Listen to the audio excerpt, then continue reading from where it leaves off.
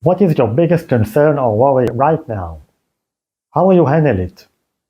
On today's episode, I will share with you my biggest concern and how I deal with it.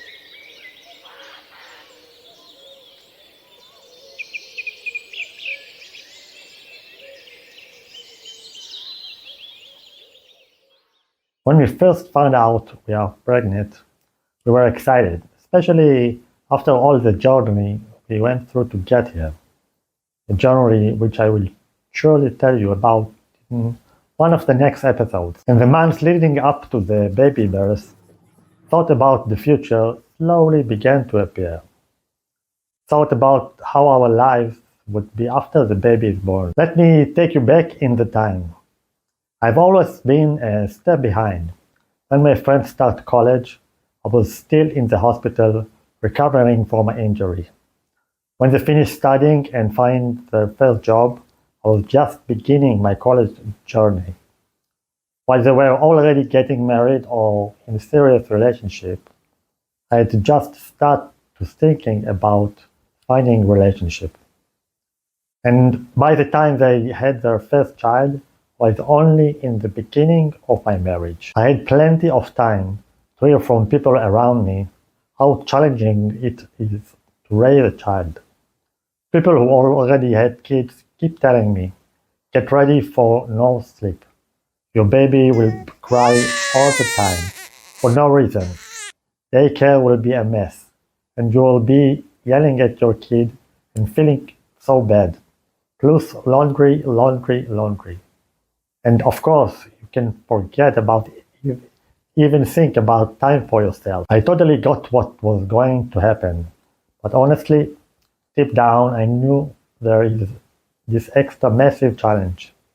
Because of my physical disability, I can't pick up the baby, change diapers, get up at night for a bottle, walk the hurdle, and maybe the toughest part is not being able to give hugs. Whenever someone asks me what I miss the most, my instant response is always hugging.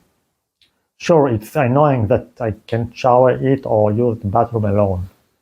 But above everything else, the most frustrating part is not being able to hug. For me, this ability is one of the most important things in life. There are even quite a few studies out there providing it. According to some researchers, when we hug someone, our body releases endorphins, which are often called feel-good hormones.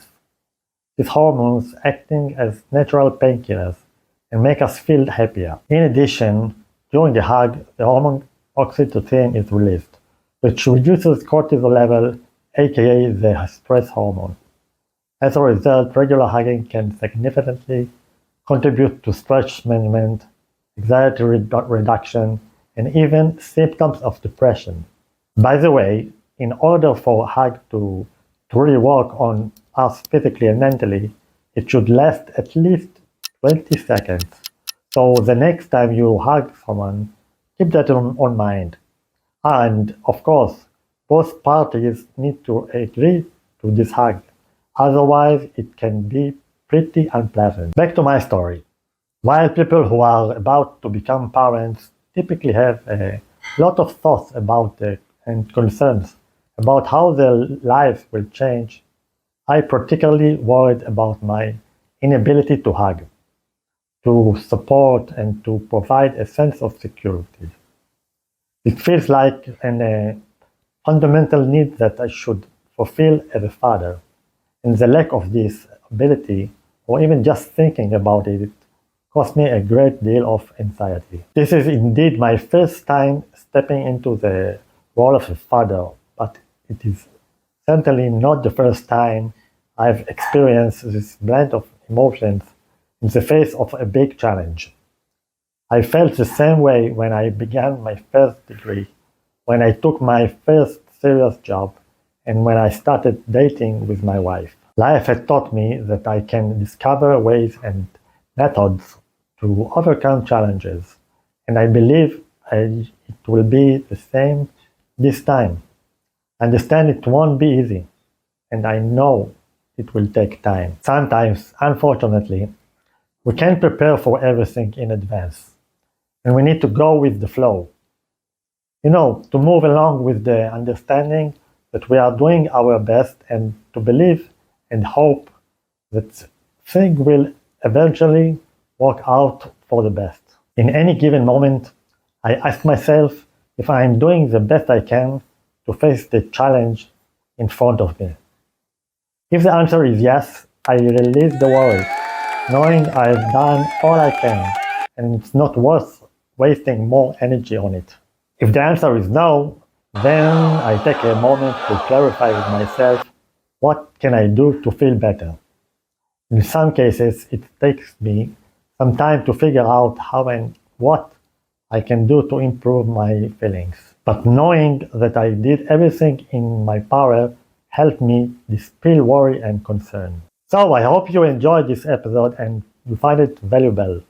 Don't forget to subscribe to this channel, hit the thumbs up, and write me down below in the comments what you thought about this episode. Thank you very much and see you next time.